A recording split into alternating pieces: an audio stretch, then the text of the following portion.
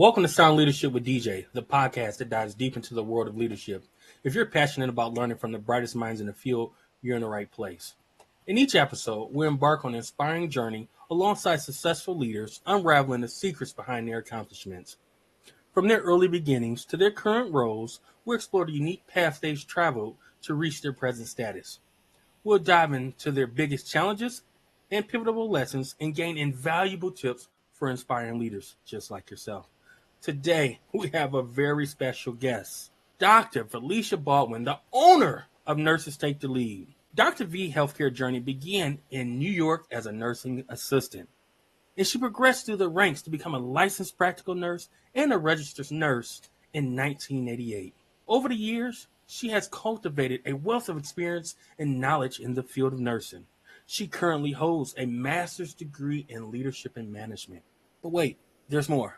Dr. V also holds a doctorate degree in healthcare administration. See, over the years, Dr. V's career has taken her across the U.S. She has covered over 25,000 miles as a travel nurse consultant in various interim roles such as director of nursing, quality assurance nurse, staff educator, and infection control experts. These roles have helped her to hone her clinical skills and deepen her understanding of the critical facets of healthcare administration and leadership. Dr. V is passionate about contributing her extensive experience and expertise to better healthcare organizations around the world. Today, Dr. V will share her insights on a range of topics, including emotionally dysregulated leaders and the impact they play on work environments, as well as discuss personality science-based testing for improving team dynamics and communication, and so much more. I can't give it all away in the beginning. Join us as we sit down with Dr. V to explore these critical leadership skills and discuss the topics that leaders must know and understand. So whether you're an experienced leader seeking to sharpen your skills or a newcomer embarking on your own leadership journey, Sound Leadership with DJ has something for you. But before I bring on the star of the show, Sound Leadership has something else to say. We want you to follow us on our social media pages. You can like us on YouTube and LinkedIn at Sound Leadership with DJ. And you can also follow us on your favorite podcast platform. This includes Apple Music, Alexa, iHeart, and so much more. Simply search Sound Leadership with DJ and hit that subscribe button. Now it's time for you to buckle up, to be prepared to be inspired, motivated, to become your best self. Let's welcome Dr. V. Thank you for joining us. Pleasure. Thank you for the opportunity. You are quite inspirational, and I just feel honored to just spend this time with you. So thank you so much, Demetrius. I'm just excited. Listen, Dr. V, I had to pull you away because you're world known, you're worldwide, you're all over the place, right? And I know for you to take time out of your day, it's an honor for you to take time out of your day because you are so worldwide. And I did that introduction as I always start my podcast. I did that introduction, but it really doesn't hold a candle to the years of experience in leadership, education, and passion you have for the healthcare community and the healthcare field. So can you tell us, who is Dr. V? Well, first of all, I'm homegrown. Sometimes you can have a lot of education, but I don't want the education to speak for who I am. I'm boots on the ground. I came into healthcare as a nursing assistant before they were even certified, Demetrius. I went on to work as an LPN and really enjoyed that, had fabulous mentors at the bedside that really inspired me to go on and get a 2-year degree as a registered nurse. And as you said in the intro, 1988, I became a registered nurse, have gone back to school multiple times to, just learn more, perfect my skills, and get some more education. But in the meantime, I just became a better leader, a better nurse. Yes. And I really lead by example in the healthcare industry. So I take what we are learning in the books and I bring it to life with the boots on the ground kind of attitude. So that's really who I am in a nutshell. You know what? I love it. And you went back. You said before nursing assistants were certified. Now, yes. I didn't know that was a thing. Yes. But that shows your dedication and commitment to the healthcare field, right? You've been doing this for a very long time. And I'm sure when you got into the healthcare field, you didn't think I'm going to be Dr. V one day. So how do we get to Dr. V? Right? How do we go from New York to as a DNA to Dr. V, who's called upon to fix organizations across the world. Yeah, well, it's a journey. It's a journey, and so for me, healthcare has really given me just as much as I've given it. And what I mean by that, part of the journey is we don't really expect going in that we're going to be on this journey for 20 years, 30 years. But what happened is it was an opportunity for me to heal, for me to grow, and through nurturing others, nurturing patients.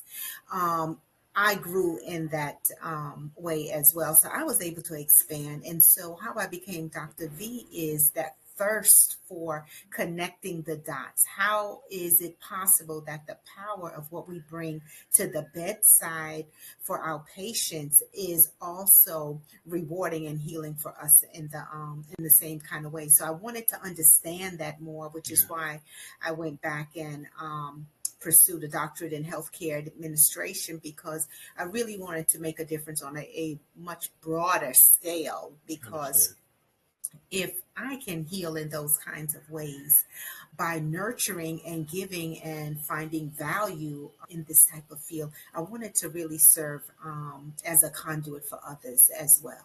And talk about serve, right? And I think that's one of the words that they love to throw around and people love to say, right? Is servant leadership. But what is Yeah. servant leadership? What is serving others? And how do you define that?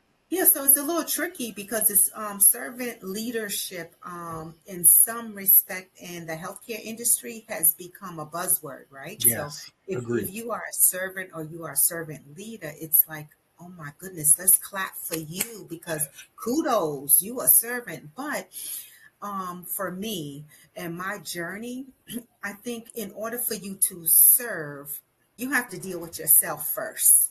Yes, So when I first came into healthcare, I was mimicking my colleagues because I didn't have the excellence and the expertise that they had. So I mimicked their behavior. So I knew that I wasn't going to go into the hospital. The little edge, that Brooklyn edge I had on me, I want to use profanity. I want to, ooh, slam things down and act a certain way as a young nurse, right? But those nurses that were mentoring me, they let me know that that's a no-go. Like we don't behave like that, right? So I think when we really say we're being a servant or leader, we first have to begin with being authentic to ourselves, Demetrius. We got to be authentic to what is our truth. Because if not, then what we're doing again is just mimicking. And so when the going gets tough and you're asked to expand in ways that you're not familiar with, that's when the frustration, the burnout, you're unhappy with your peers. You start creating that kind of high school kind of dynamics on who like who don't like who. I was supposed to get the promotion, but you got it. You got to really do the work on yes. yourself so that you can serve in a healthy way. You said a lot there, and we got a lot to unpack because you talked about somebody school dynamics. But before we dive into that, right? I want to talk about mentorship because what you said is you had some mentors that told you can't come here in this Brooklyn way. Now you Yeah. can't do what you did in the streets in here. Now I resonate a little bit from that because I'm from Detroit, Michigan now, so Okay. I Okay. resonate Okay. with it a little Holla, bit, right? holla. Having to learn and grow both professionally and personally to be your best self. And it sounds like what you had to do. Absolutely. Absolutely. I feel like I have worked with some of the most phenomenal nurses on the planet, especially in my early years, throughout my 20s, when I was just coming into nursing, I think at 21, 19, something like that. I worked with some phenomenal nurses, and they were really committed to excellence. And so much so that that was during the time when nurses had to wear all white. And rarely did you catch us in pants. We were in either a skirt and top or a dress, nursing, uniform dress. You had your white shoes with the matching pantyhose. You don't show up at Arlington Hospital or Alexandria Hospital and your shoes is dirty. Like I mean, it was that kind of sisterhood, that kind of relationship where we were each other's keepers. And I'm thankful for that because they really helped grow me into the professional that I've become over these years. And I see the value in that 30 years later. Wow, and that's the power of good leadership, right? That's the power of wanting to grow others. I think sometimes leaders don't want to invest and grow others because they're scared. They Yes. weren't taught how to be a leader, so they think what they're doing is great leadership. When in fact they're toxic, and I think you've dealt with some toxic leaders over the course of your career. I think that's really my mindset. That's why I came up with Nurses Take the Lead. Yes.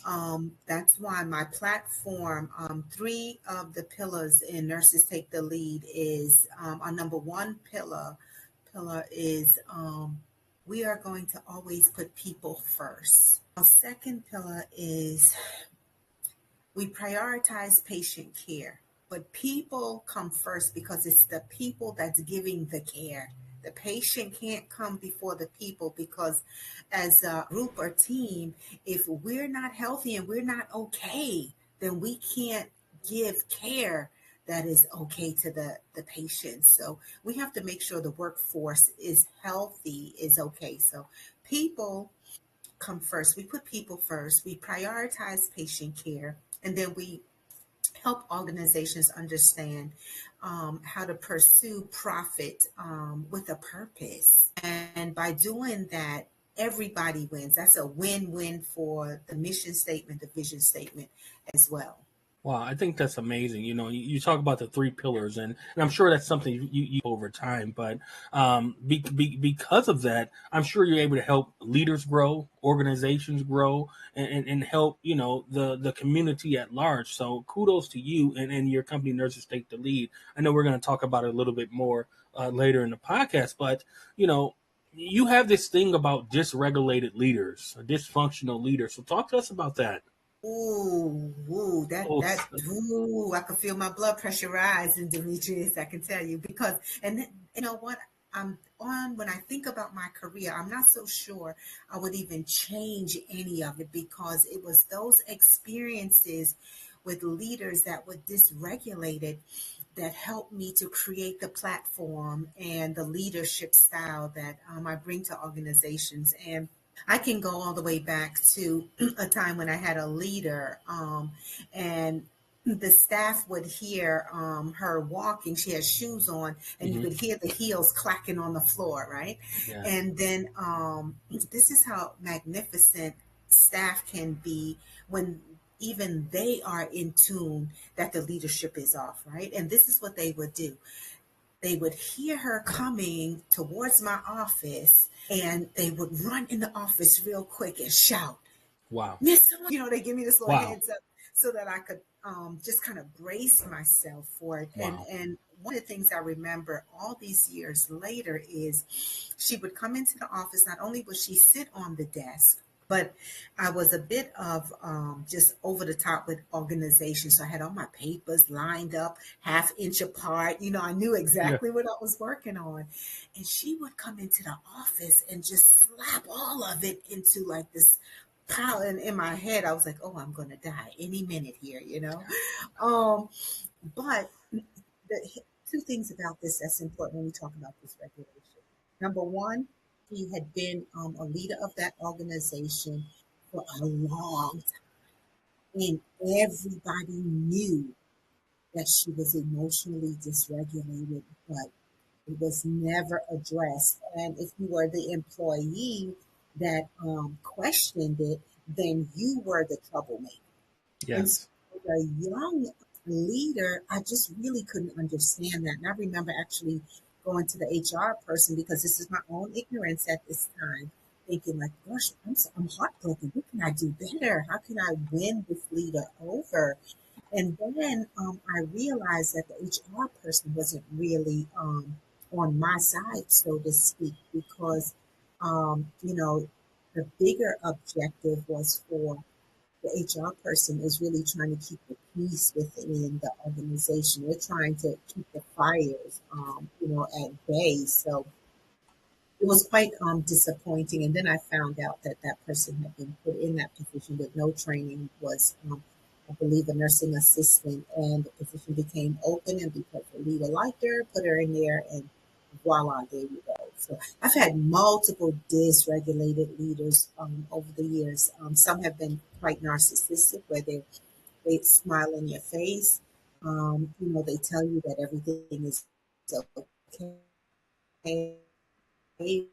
that with them and make sure that they bring you down a peg or two. Yeah, So um, I think that's unfortunate because we are told as nurses that we are to give such high integrity care to the patients. We are to show such a high level of respect. There's a code of conduct that we are held to, and shame on the organizations that don't uphold that same type of code of conduct for their work. agree.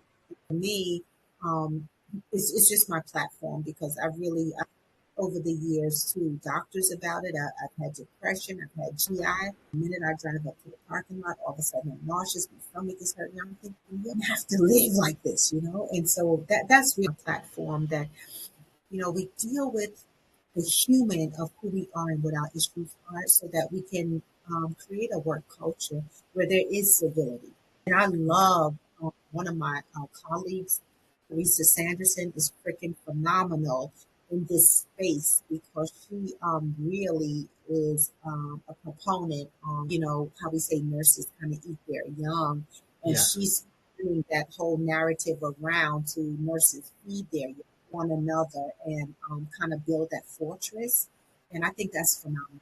Many dysregulated leaders, you hide in stuff from family members. If you are committed to being of integrity, it's just a lot of stuff that goes on behind the scenes that, it's kind of taboo for nurses really to talk about and bring to the table if you expect to stay employed and have a job and have favor.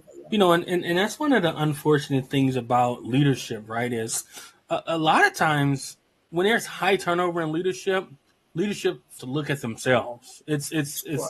It's the staff, it's the culture, but who sets the tone and the trend for culture? Right. It's often the leadership. And if we have high turnover as leaders, we should be evaluating ourselves in the culture and being open and honest. You mentioned Yeah. that, that administrator or that person placed their friend in a role or somebody in a role that doesn't have experience. Well, what happens when you start to place people in these roles that don't have experience? It's never good for the culture. It's never good Right. for the organization. So, you know, over the years you've dealt with these leaders. How have you learned to maintain your sanity and pull people through and really teach and leaders that, hey, you toxic and turn it around, right? Because as a healthcare consultant now, you go into toxic environments and you turn it around. You Hmm. spend 30, 60, 90, 120 days there turning organizations around. So, how did you learn to do that? How did you learn to really turn toxicity around? Well, I think because of my journey and having been exposed to it, Demetrius, I think that certainly helped build the muscle to be able to tolerate it, number one, and number two, to be able to recognize it for what it is. Call that thing what it is, just recognize it for what it is. Like, boom, this person doesn't like you for whatever reason. The why doesn't really matter. It really Yes. is the action of the leader, right? So the why behind it is not so important. So I think when we do the work on ourselves, we're less likely to be triggered when we see this behavior in others. And so I think that's very key because then when I go into organizations and there's toxicity there's a lot of this kind of narcissistic, you owe me a favor because I put you in this position, or I looked beyond, your work performance, or whatever. When those things are going on, it's the ability to really expand the lens and to not take any of the behavior, whatever's going on. Don't take any of that personally. And so I've been successful in being able to, because I can still embrace leaders. And I think some of these leaders, they're off putting, right? So when you have a consultant that's able to come into the organization and really embrace you and your truth of who you are and how you are leading your team, I think that's welcoming on a lot of levels because individuals, most of the time, they're spending a minimal amount of time with those types of leaders. And Yeah. so I think the leader sometimes is guarded too. And they're expecting a certain type of action or reaction. And when I don't give that to Yeah. them, I let them know I can easily disarm you. Like I'm not the enemy, I'm kind of passing through. Yeah. And I address the problems that they define. And that's a little bit of a difference. I want to talk about that for a minute because that may not be what they need, Demetrius. That may not really be the top priority, but I work within the confines of how they define the problem. And sometimes the problem is skewed, but I think that's part of my success as well. I don't go in and, I'm kind of beating you over the head with a hammer and, convincing you that your problem is something other than what you're ready to accept as the truth of what the problem is. I think that's interesting, and your approach is very interesting. But I think as we did your intro and you filled out, the background, you talked about, analyzing personalities and really meeting people where they are. So can you talk to us about that? Yeah, that's fantastic. Thank you for bringing that up. And again, this is something that Teresa Sanderson she shared with me, I mean, again, it resonates totally with what my values are and my platform. And basically, it's being able to see the wholeness of the individual based on what are their values, what's important to them, what's their style, and then this way I can actually communicate in a language that they can hear that really resonates with them. Like for instance, if I go into an organization, I'm actually in an organization right now, and I'm working with someone that is really knowledge based, and this is under the bank methodology that Sherry Tree developed.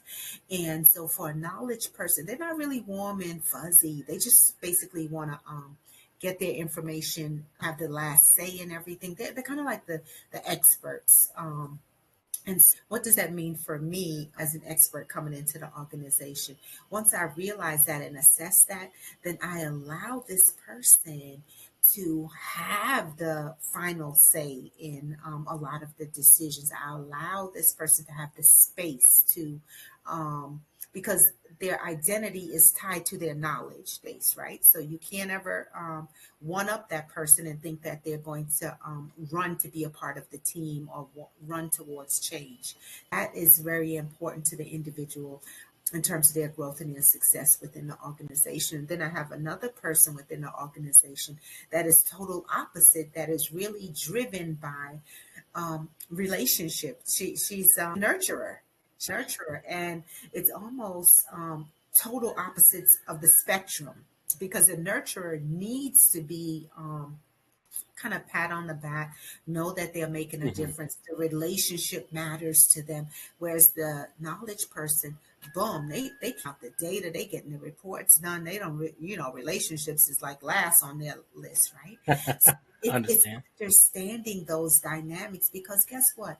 Everyone within these organizations are who they are. So if I come across someone who is really toxic, they're not toxic because Dr. V is up in their house. They Yeah. toxic because they toxic. They was toxic long before I got there. Ooh. So I'm not taking that as a personal attack or insult. But when I recognize it through the personality based science and how you break down leadership styles and their values, then it's easy for me to really communicate with them in a language that matters to them, and it's not threatening and it's not taking anything away from um, who they are and their ability to feel safe in the space. And I think that's really important, because you can be the smartest person on the block, but if you don't reach the team, you don't know how to communicate with the team, then your knowledge is really falling on deaf ears. Yeah. So I think that's what's so phenomenal. That's how I've been so successful, because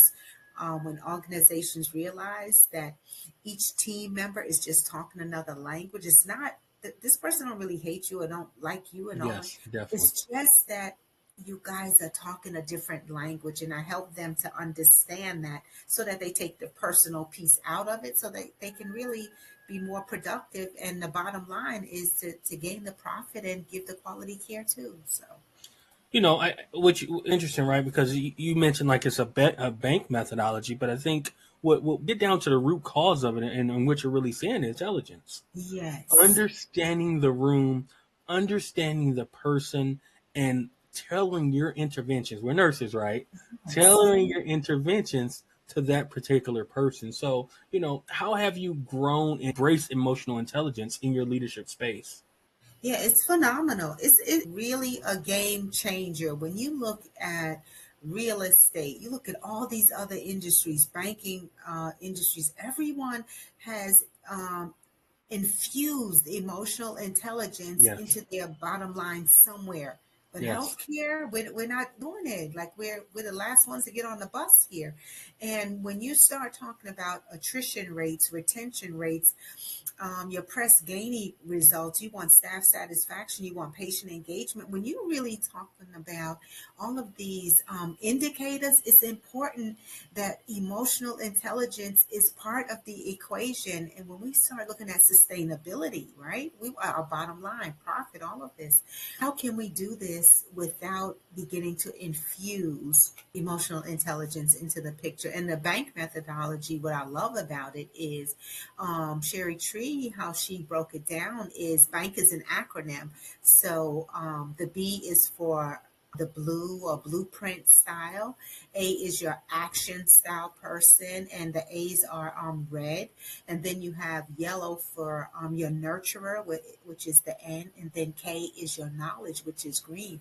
So just imagine, Demetrius, if you're in an organization and all the name tags that the employees are wearing, they're wearing their color of their code of their language, right? It's a system, it's just coded. So I already know I'm one of the early birds. So in the morning, once I get up, I'm loud, I'm happy, I'm carrying on.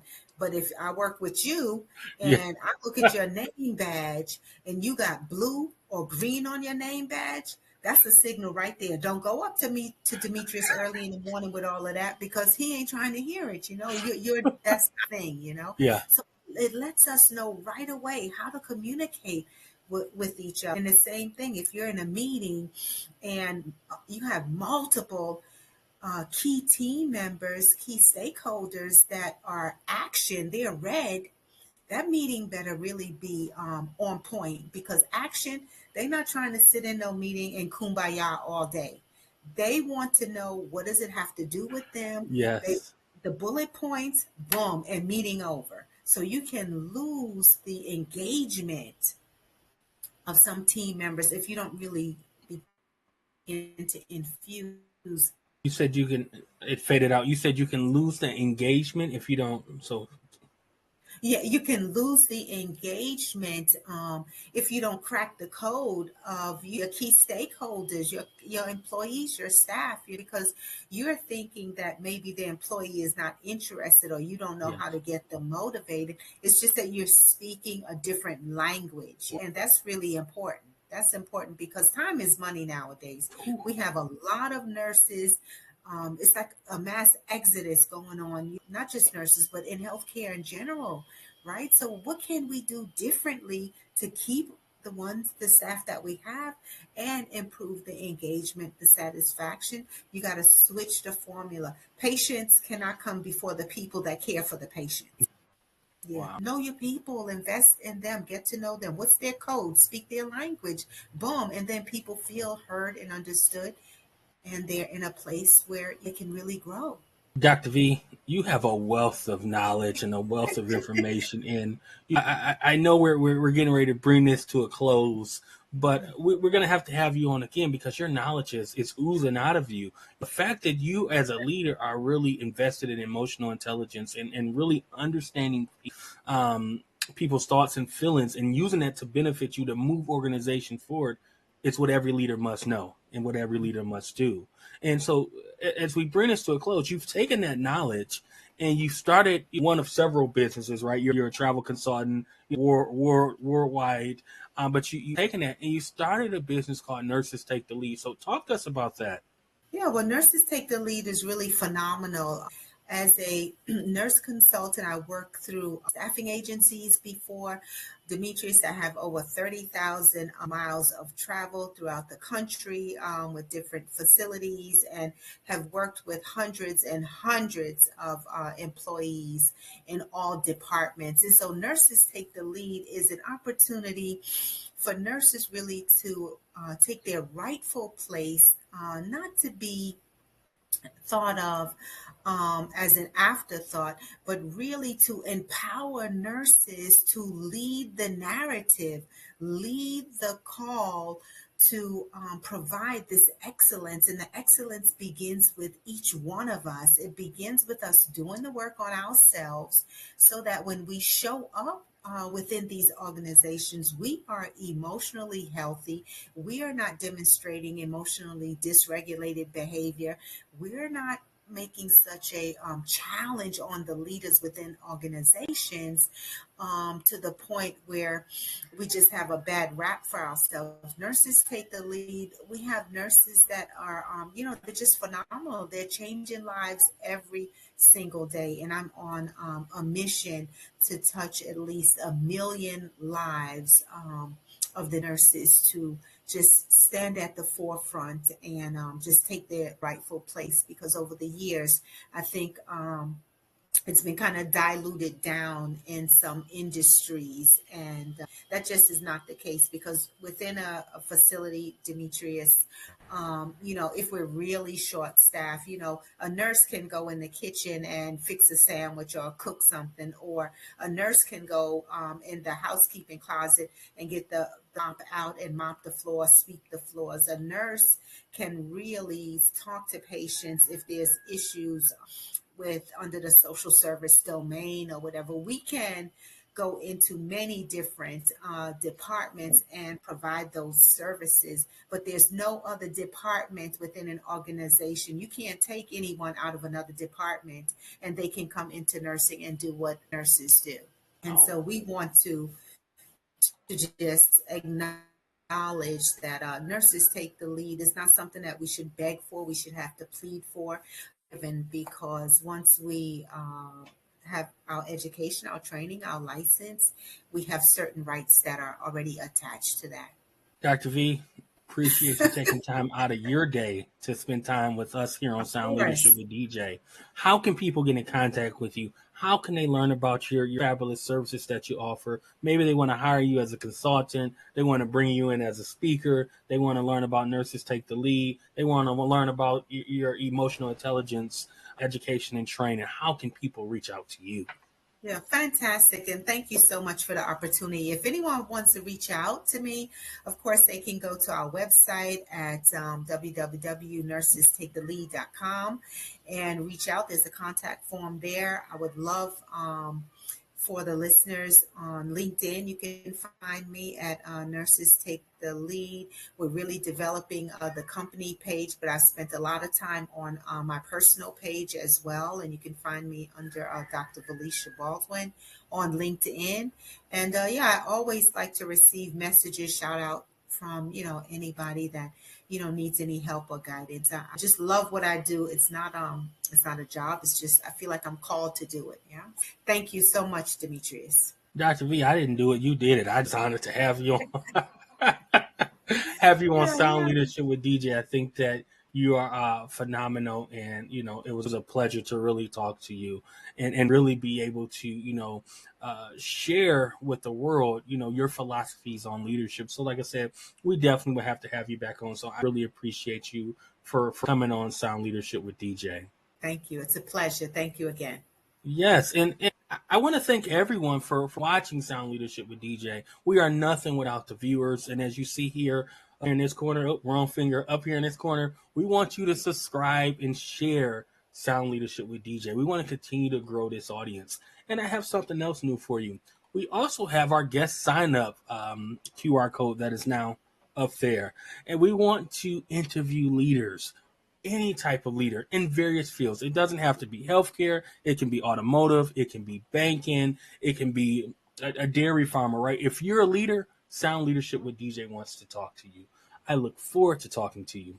So thank you, Dr. V, and thank you, everyone, for tuning in to Sound Leadership with DJ. We hope that you gained valuable insights and inspiration from our conversation with Dr. V. If you've enjoyed this episode, we encourage you to like and follow us on our social media pages for more great content. You can find us on YouTube and LinkedIn at Sound Leadership with DJ. Also, don't forget to tune in to our podcast on your favorite platforms. That includes Apple Music, Alexa, iHeart, and so much more. Simply search Sound Leadership with DJ and hit that subscribe button to stay up to date on our latest episode.